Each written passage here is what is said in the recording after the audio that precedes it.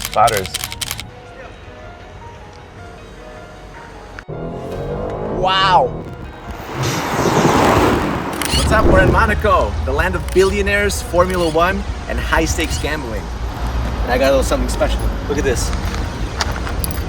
That's right, VIP pocket for my VIP key, because that is the world's first ever Aston Martin DB12.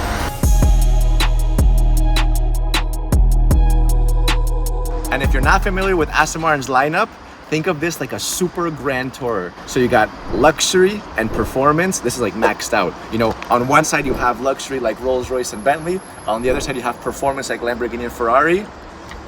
But this does the best of both worlds. All right, so what actually is a DB12? It all started 75 years ago with the DB1 that kind of kick-started everything. And then the DB5 was the one that kind of got everyone's attention because of James Bond Goldfinger. You guys might have seen it. So it had little machine guns coming out of the headlights, had like a smoke screen coming out of the back, had a shield popping up. Anyways, they kept on going, DB6, DB7, etc., all the way to DB11, which was the predecessor to this car, Aston Martin DB12. So let's start off with the front. First of all, the grille is huge now. It is enormous. On the bottom, we have this front splitter with the carbon fiber on the sides, has extra downforce with all the air going in there. And then on the top, you have the vents, kind of let all the steam roll away. And the headlights are enormous, actually. Like when you look at them, it's a pretty big headlight. I also like that the headlights are like more kind of deconstructed. You guys see the little glass panels going through. The bottom part has like a lot of prisms, and the top part has kind of like a leather stitching. You know, like when you see like leather seats with the fine stitching, it has little crosses. Going over to the side, first of all, what I like is that there's like a two-tone paint job with this specific model. We chose the white with the black top. There's other ones that are green, they have red, they offered us silver. All right, on the back, a couple of nice features that I like. First of all, you have these taillights that kind of cut back, and then they're continued with this little vent, and they go around. So it's kind of like a complete oval. I think it's nice. It's a nice little touch. Press that up. Press that like that. Pull.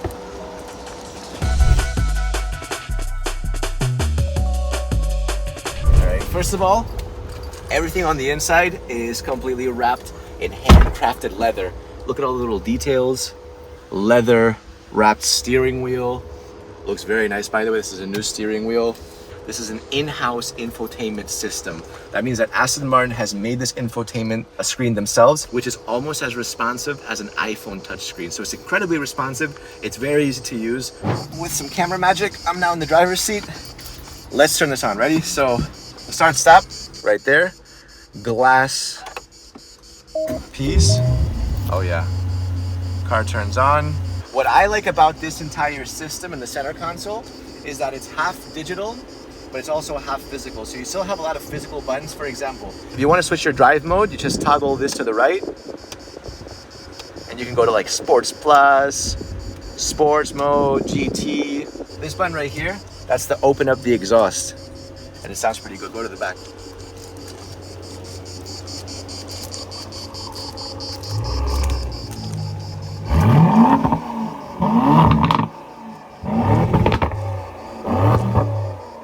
Amazing. I mean, you get a lot of pops. I'm not sure if the locals in Monaco appreciate that, but I do. Sounds pretty good. Over at the gauge cluster, you also have a screen now. No more physical needles. These little squares are touch panels as well, so you can actually swipe. Let's say here I want navigation. I just press that, and now I have my little GPS on the left. Here, again, where you put your elbow, it's nice to have soft leather, you know? Pop that open, and that is for your phone chargers. Behind us, we have two more seats for two very small people. But anyways, it's time to drive this car. We're gonna drive around France and maybe Monaco, see if we can sneak into the casino with this car. And yeah, let's get an actual feel for what it's like when you drive it.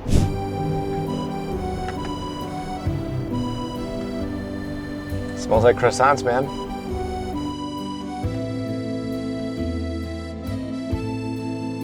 All right, so we're in the mountains of France, apparently. So it's a twin turbo V8 that produces 671 horsepower and does 0 to 100 in 3.6 seconds. They're trying to take the balance of performance and handling to a completely new level. So this has power. Ready? Let's see. But you do get a lot of response. And so far, yeah, it's a lot of fun to drive, man. I mean, it sounds good. It's got some pops.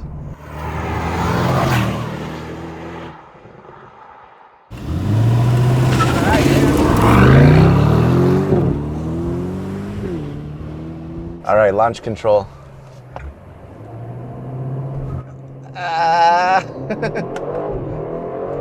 Wow.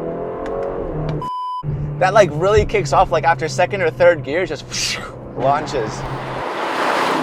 It's a lot faster than it looks.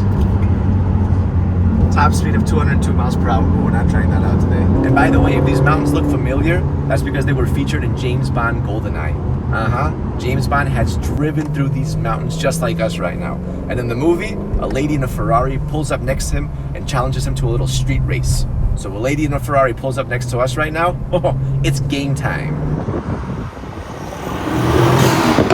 Pretty fun to drive.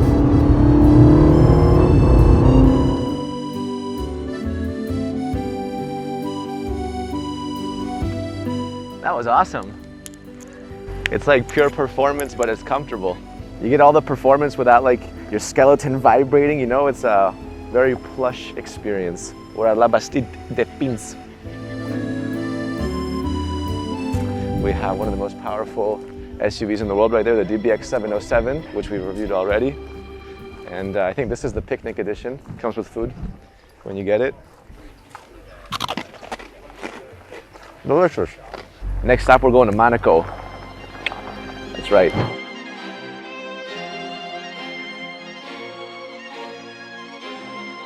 Said spotters. How about we spot you?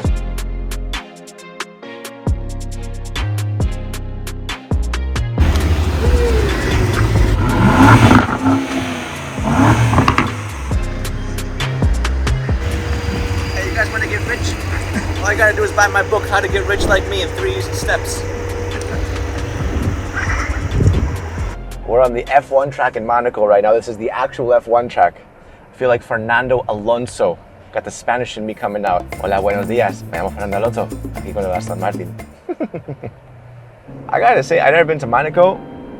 It is much nicer than I thought it was gonna be.